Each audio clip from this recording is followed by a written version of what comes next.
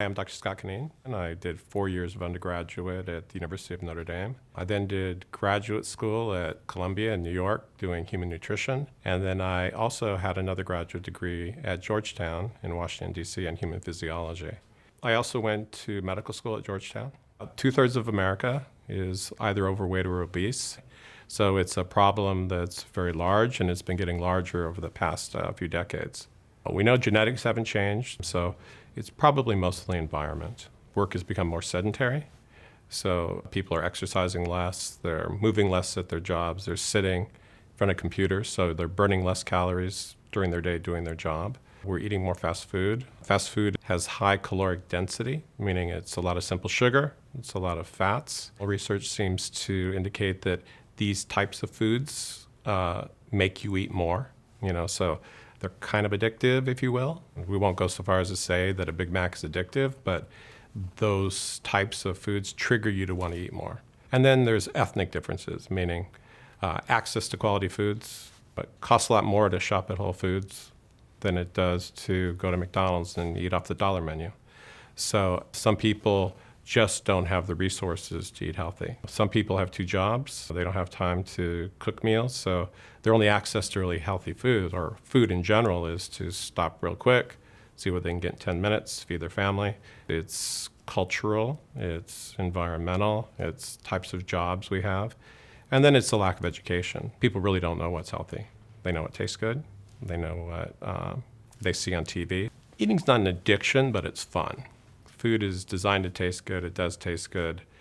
We have a survival advantage if we find food and don't starve to death. So it's been sort of built into our genetics to not starve and have a very strong drive to find food. It's a strong habit, but it's not an addiction. If I take your food away, you don't withdraw. So we try to create a level playing field, and so that everyone talks using the same language. So body mass index, or BMI, is a way to do that. It takes into account your height, it takes into account your weight, and then it tries to infer just how much fat tissue is on your body. And so body mass index is considered normal if it's somewhere between 18 and 25. When you go from 25 to 30, you're overweight.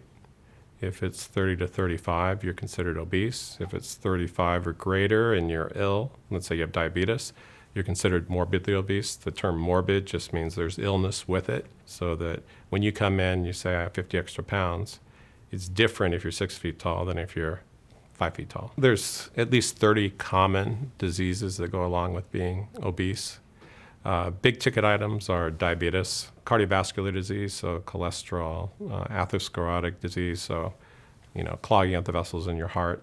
People that generate or deposit a lot of fat around their head and neck have trouble breathing, and so it's called sleep apnea.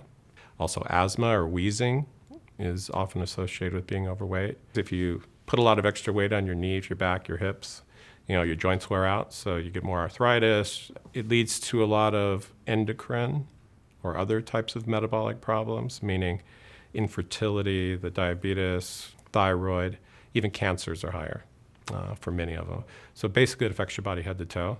Traditionally, bariatric surgery was weight loss surgery, and people just want to lose weight, but more and more that's not the reason we're doing it.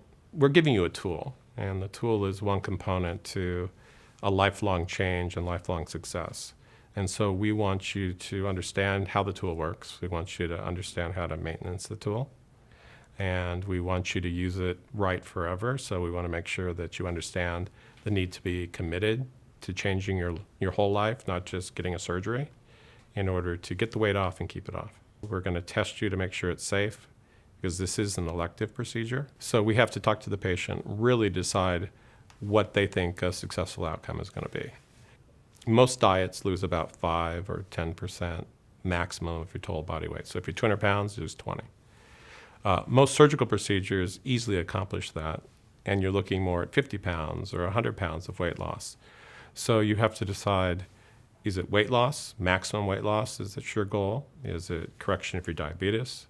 Is it getting off all the medications that you take for your cholesterol and your hypertension and your diabetes? What is your goal first? And if it's maximum weight loss, surgery is generally better than anything else. It clearly is. Our practice is generally 80% women, 20% men. Men come more often for health-related reasons. All of a sudden, they need either a knee replaced or they need a back surgery, and their doctor says, you have to lose 50 pounds or I'm not going to do it. Same thing with diabetes. They may have a family member that's had in the past, and they know it leads to blindness, kidney failure, amputation. So as we talk to more doctors and get the message out that these operations really lengthen your life and improve the quality of your life, that's giving it more credence, because it's not just weight.